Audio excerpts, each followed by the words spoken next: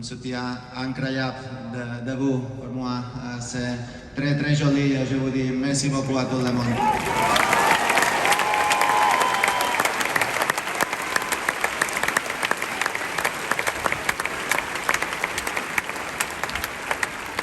I don't know what can happen in the future, but I'm gonna keep fighting to try to keep going.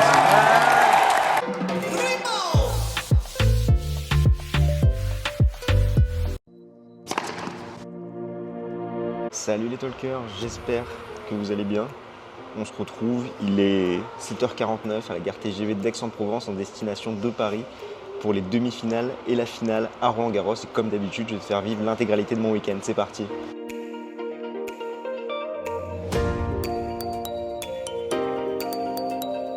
Comme tu l'as vu, on est bien arrivé à Paris dans notre QG, l'hôtel Mercure de Boulogne. On a pris des forces pour encourager Rafa cet après-midi. Au niveau du programme, donc on a des places pour les annexes ce vendredi pour regarder les deux demi-finales sur grand écran et c'est surtout pour la finale qu'on est venu, donc pour ce dimanche.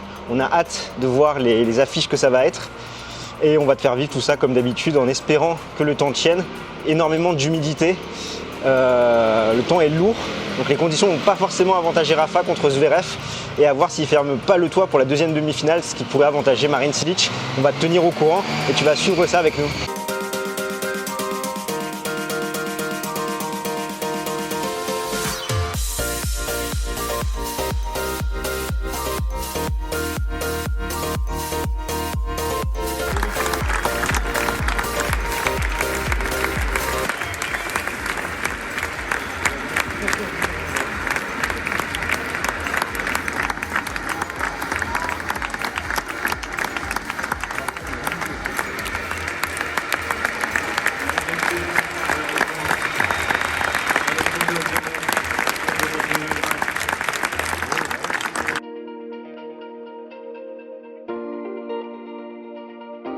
Bon, on se retrouve après ce match de Rafa.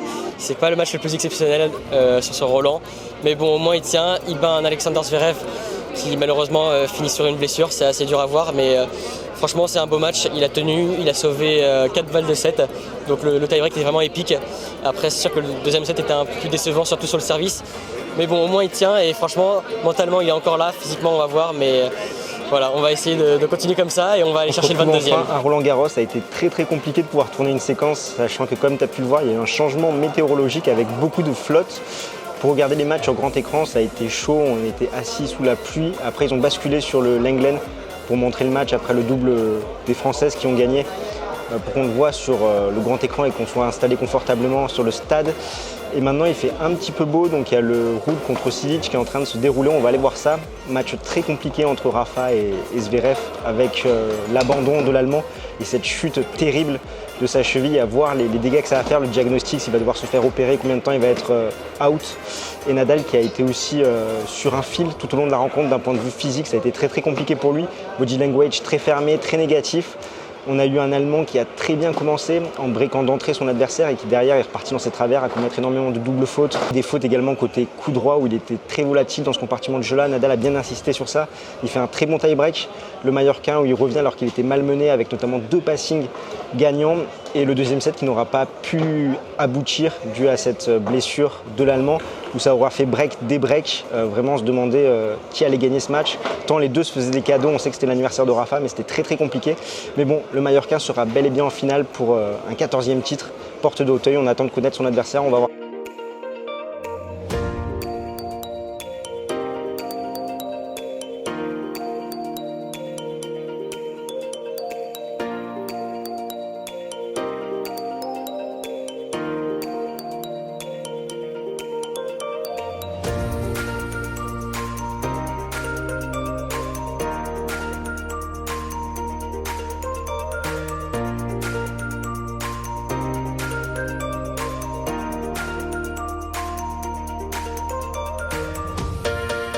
Fin de cette première journée à Roland qui aura été marquée par la pluie malheureusement. Nous n'aurons pas amené le soleil d'Aix-en-Provence, c'était très compliqué. Quand tu prends des billets sur les annexes et que tu as la flotte à gogo pour t'abriter, il n'y a pas énormément d'endroits. Et donc du coup pour voir sur les grands écrans c'est un petit peu laborieux. Il y a tout le monde qui se bat avec ses parapluies, etc. Donc peut mieux faire vis-à-vis de ça. On espère que dimanche ça ira mieux. Dans tous les cas, pour dimanche, on a les places pour la finale, donc ça sera beaucoup plus simple.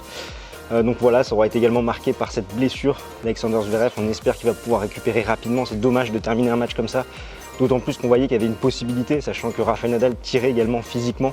Sur ce qu'on a vu, on sentait que ça commençait à être dur pour l'Ibérique, même si l'Allemand, après un très bon début de match, est reparti un petit peu dans ses travers, à faire beaucoup de fautes, notamment côté coup droit, des doubles fautes également. Et là, il y a le Cilic-Ruud qui est en cours avec le Croate qui a pris le premier set, où il a vraiment martyrisé le revers du Norvégien. Il a joué plus de 60% de revers dans le premier set, alors qu'initialement, il préfère dicter les points avec son coup droit. Là, vraiment, Cilic l'a isolé sur son point faible, avec des balles compliquées à attaquer, et le Croate s'est régalé. On va voir ce que ça va donner la suite de ce match. Nous, on va aller manger un bout et on va te tenir au courant comme d'habitude.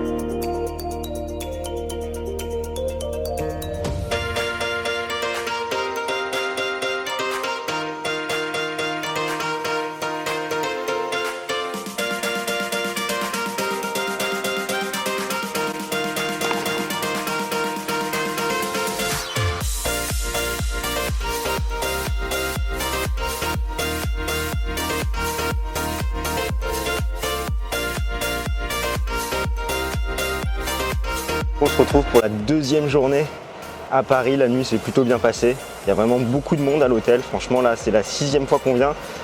Et j'ai jamais vu autant de monde, que ce soit au petit-déj ou à l'accueil. Il y a vraiment beaucoup de personnes qui vont notamment à Roland-Garros.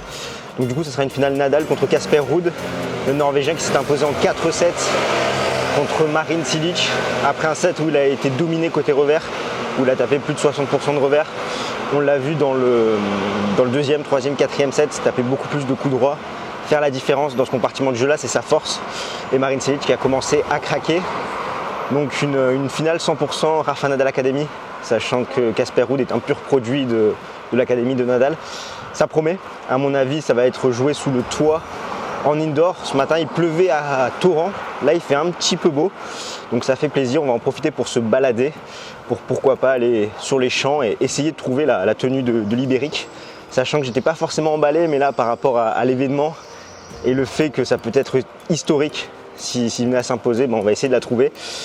Sinon, pour revenir un petit peu sur cette finale, à voir, sachant que ça va être le premier affrontement entre les deux hommes, comment va gérer la pression Casper Ruud.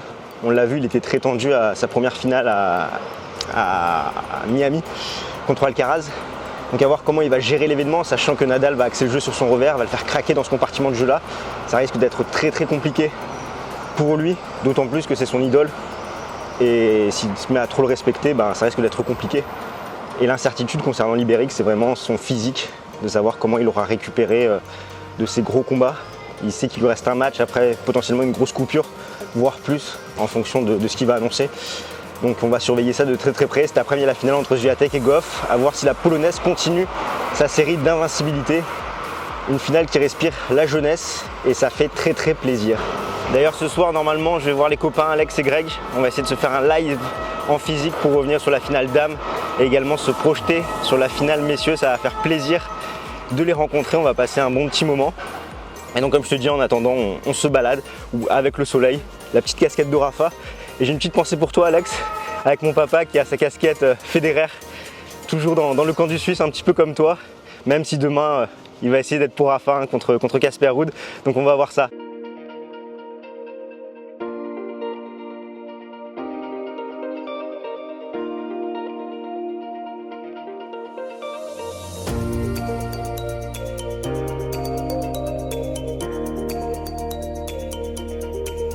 Objectif atteint, la troisième fut la bonne, où j'ai pu trouver à 5e set la tenue de Rafael Nadal en M pour pouvoir l'encourager ce dimanche avec la même tenue que lui.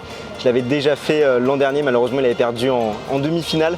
Donc là on espère que ça va lui porter chance. Donc il n'y avait plus de stock à Nike, à Tennis Point il restait juste un modèle défectué. Finalement c'est la 5e set que j'ai pu trouver dans les deux derniers modèles en M qui restaient. Donc on espère que ça va fonctionner pour ce dimanche. Par rapport à quelques contacts qui ont pu voir l'entraînement ce matin, donc ce samedi matin de Rafa à Roland-Garros, apparemment il tapait très bien la balle côté coup droit, côté revers, mais bon, il faut te dire que comme tu peux le voir, le temps aidait bien, sec, chaud. Ça ne sera pas le cas dimanche apparemment, où le toit sera fermé et on va voir si ça le désavantage avec des conditions humides, si sa balle peine à trouver de la profondeur, de la longueur comme ça a été le cas contre Alexander Zverev.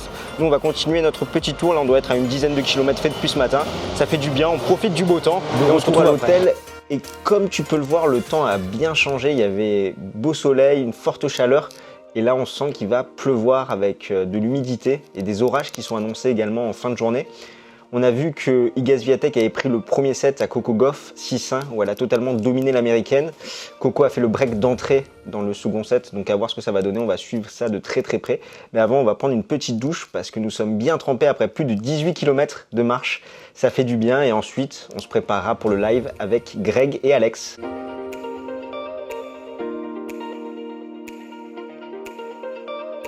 Avec Greg, on sort d'une petite bière, on a rencontré Constantin en chair et en os. Ça fait bizarre de voir une telle star, vraiment ça fait 6 ans qu'il est chez Rutieux. Et puis on a abordé du coup la victoire de Rude qui aura lieu demain. Donc on un peu en PLS qui anticipe la défaite et qui s'est bourré la gueule pour anticiper cette défaite. Écoute, déjà moi c'est un honneur de tenir ce micro que je vois partout sur le YouTube Game dans la main. Comme l'a dit Alex, on s'est vu la veille de la finale entre Rafael Nadal et Casper Ruud. On vient de lire à l'instant un article d'RMC Sport qui annonce que Rafael Nadal pourrait prendre sa retraite à l'issue de la rencontre demain. En tout cas, je suis très content de vivre cette soirée avec un haters et évidemment le plus grand fan de Rafael Nadal derrière la caméra. Donc voilà, en tout cas, on se verra peut-être demain, on verra en fonction de ce qui se passe. Mais non, très sympa. On a fait un petit live tout à l'heure dans l'espace de working de l'hôtel. Avec le fond. Très classe, exactement. Au final, on se sort plutôt pas trop mal, mais comme quoi, YouTube, Internet et Game Set Talk mènent très loin. Troisième jour à Paris, nous sommes le dimanche 5 juin, il est 8h08 et nous allons tranquillement nous rendre vers le stade de Roland-Garros, sachant que ça ouvre à 10h pour cette journée historique, quoi qu'il arrive, où Casper Ruud va défier Rafael Nadal en finale à Roland-Garros. C'est vrai que j'ai pas eu le temps de te faire une petite pastille rapidement après le match d'Iga Swiatek contre Coco Gauff. On s'était quitté avec le break de l'américaine dans le second set et finalement la polonaise a totalement repris les devants sur son adversaire dans ce set pour s'imposer en 2-7. Son deuxième titre à Roland-Garros. On a eu le temps d'y revenir dans le live où la polonaise tactiquement a su insister sur le coup droit de l'américaine beaucoup trop friable. Également la relance, elle a écœuré Coco. Derrière, j'ai eu l'occasion de voir Greg et Alex, c'était vraiment une super soirée. On a fait un très bon live, donc merci également à vous pour votre présence, vos messages. On a bien rigolé, ça nous a fait super plaisir. On a eu également la participation de Hippo. Et ce petit message aussi pour vous faire preuve de gratitude, vous, nos viewers. Sachant que là on a dépassé les 7000 abonnés, on a fait de très bons scores sur la deuxième semaine de Roland-Garros et ça c'est grâce à vous, donc merci beaucoup. Là on va se rendre porte d'Auteuil, Rafael Nadal s'entraînera sur le cours Philippe Chatrier, donc nous ne pourrons pas voir son entraînement avant la finale. Casper Ruud va faire 2 sessions, une petite session sur le Philippe Chatrier et une session sur le cours numéro 2. Donc j'espère pouvoir te filmer tout ça. Et comme on l'a dit en live, Nadal a les clés tactiques de cette rencontre, d'insister sur le côté revers où son adversaire est très friable. Après il y a cette interrogation sur son physique, on va surveiller ça de très près. Bien arrivé à Roland, on va profiter des quelques éclaircies qu'il y a avant que ça flotte pour te faire un petit tour, voir les nouveautés, ce qu'on n'a pas pu faire vendredi dû aux conditions climatiques avec énormément de pluie. Là on espère que ça va tenir au moins jusqu'à 14h, normalement 11h30 il y a l'entraînement de Casper Ruud sur le cours numéro 2.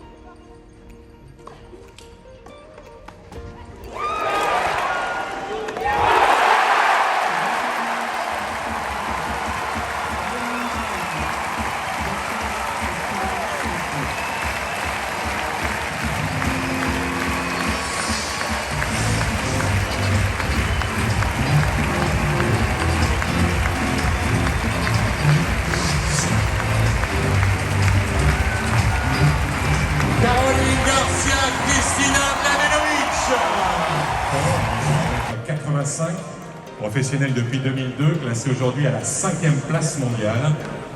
En août 2008, il devenait pour la première fois numéro 1 mondial du tennis masculin. Il y est resté périodiquement 209 semaines.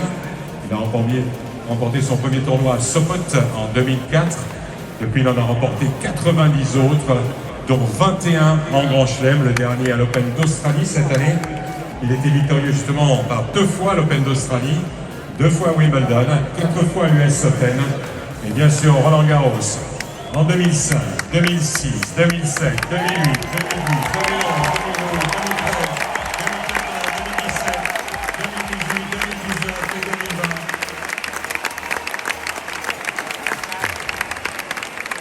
Il a remporté 36 Masters 1000, 5 Coupe Davis, champion olympique en simple à Pékin en 2008, en double en 2016.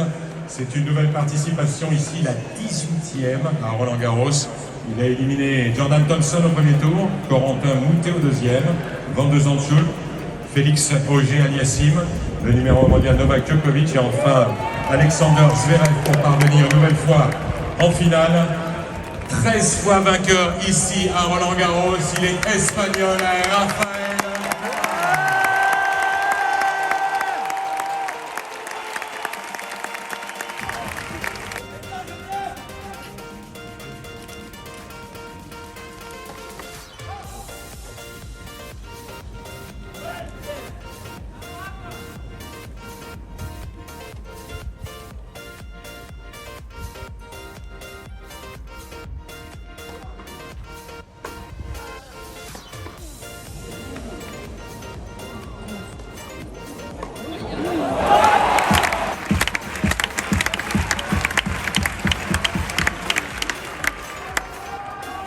Merci.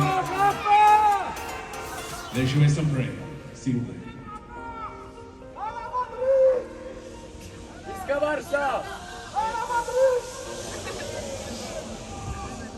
Merci beaucoup.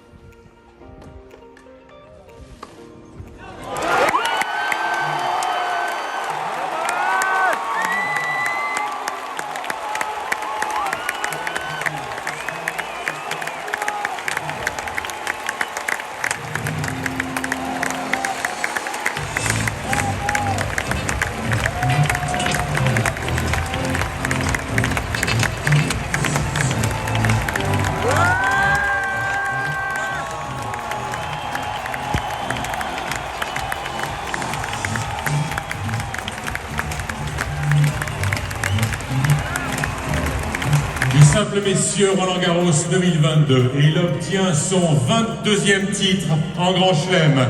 Le 14e à Roland Garros, l'Espagnol Rafael Nadal.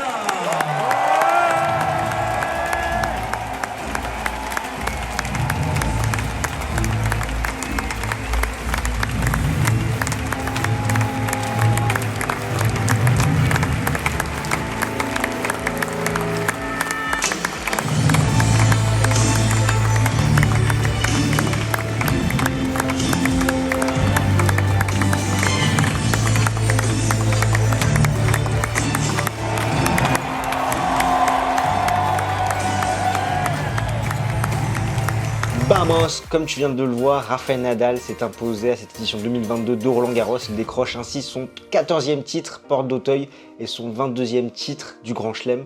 Et ce, le deuxième de cette année 2022 après celui acquis à l'Open d'Australie à la surprise générale. Honnêtement, c'est toujours compliqué de comparer ces 22 titres du Grand Chelem, mais celui-ci, il fera date. Au vu de son parcours, quand même, sortir 4 top 10 au Aliassime, Djokovic, Zverev ainsi que Casper Ruud en finale, et surtout quand on avait vu le tirage au sort, c'était mission impossible pour Rafael Nadal, d'autant plus avec l'état de son pied. Et là, il arrive à sortir ses 4 adversaires et s'imposer en 3 petits sets contre le Norvégien. Si on revient un petit peu sur cette finale, honnêtement, c'est sans doute l'une de ses pires finales à Roland Garros en termes de niveau de jeu. Et pourtant, il va concéder seulement 6 jeux. Il va être mené 3-1 dans le deuxième set et derrière, il va aligner 11 jeux consécutifs où l'Ibérique, il connaît la recette contre ses adversaires qui ont des lacunes. Côté revers, il l'a très bien expérimenté contre Roger Federer. Et là, il a fait ses gammes à merveille en pilonnant le revers de Casper Ruud qui allait trop rapidement à la faute, qui quand il était isolé dans un coin, Nadal l'attaquait longue ligne. Après, Casper a été également lâché par son coup droit où il commettait beaucoup de fautes directes, notamment quand il a fait le break rapidement. Dans le second set, on pensait qu'il allait avoir enfin match. Donc c'est vrai qu'en termes de niveau de jeu, c'était pas forcément une grande finale, loin de là, sachant que les deux joueurs ont été loin de leur meilleur niveau. Par contre, ce qui fera date, c'est l'atmosphère qu'il y avait à l'entame de cette finale. C'est la 6e finale que je fais à Roland-Garros après 2015, 2016, 2017, 2019, 2021 et maintenant du coup 2022. Et on sentait tout le monde un petit peu crispé, tendu, parce qu'on ne savait pas forcément quelle allait être la suite pour Rafael Nadal. Est-ce qu'il allait annoncer sa retraite ou non? Est-ce que c'était son dernier match en carrière, son dernier match à Roland-Garros? Et c'est vrai qu'il y avait cette atmosphère qui pesait sur le stade à Roland-Garros, notamment auprès également des officiels. Pour avoir discuté avec quelques organisateurs et des personnes de la FFT, c'est vrai que personne ne savait vraiment ce qu'il allait se passer après ce match. Certes, Benito avait démenti les propos de RMC en disant que c'était des fake news, mais il faut toujours se méfier de ce que peut dire Benito, sachant que là, le but, c'était de se focaliser sur cette finale et pas forcément mettre la pression à Rafa sur autre chose que ce match. Donc c'est vrai qu'on était tous dans l'incertitude. Derrière, il conclut son discours en disant qu'il allait tout faire pour continuer, mais que ça allait être très compliqué. Par rapport à ce qu'il a dit à France Télévisions, du coup, durant ces 2 semaines, il a anesthésié le nerf du pied. Il ne sentait plus du tout son pied. Ce qui a été le plus compliqué, ça a été après son match contre Corentin Moutet où il avait du mal à marcher. Il va tenter un traitement la semaine qui arrive. Et en fonction, il va voir la décision qu'il prend, sachant qu'il ne peut pas continuer comme ça, avoir le pied totalement anesthésié, ne pas du tout le sentir, parce que quand ça va se réveiller, ça risque de faire très très mal. En tout cas, je suis très très fier de mon champion, de Rafael Nadal.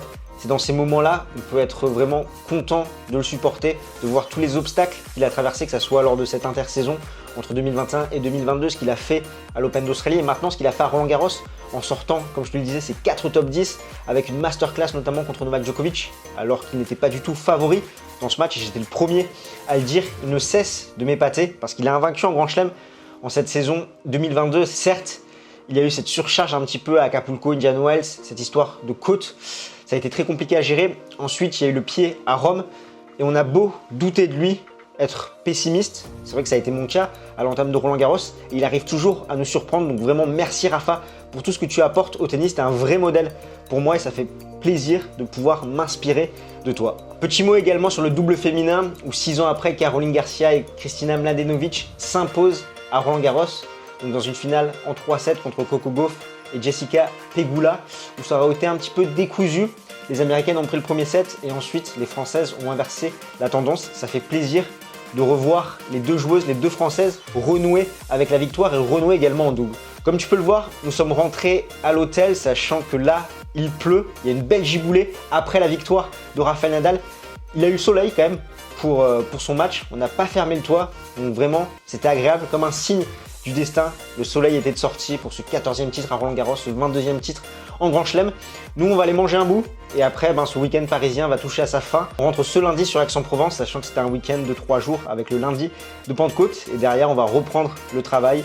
Petite pause avant la saison sur gazon et Wimbledon en ligne de mire pour la chaîne. Merci à toi d'avoir suivi ce vlog. Comme d'habitude, l'abonnement, le petit pouce, la petite cloche, ça fait plaisir. Partage auprès de tous tes amis passionnés de tennis et nous on se retrouve très très vite. Du coup, ce qui fait que sur ce week-end parisien, j'ai passé 72 heures avec Rafael Nadal et franchement, j'ai pris mon pied en le voyant jouer à Roland. Porte-toi bien. Bisous tout le monde. Ciao ciao.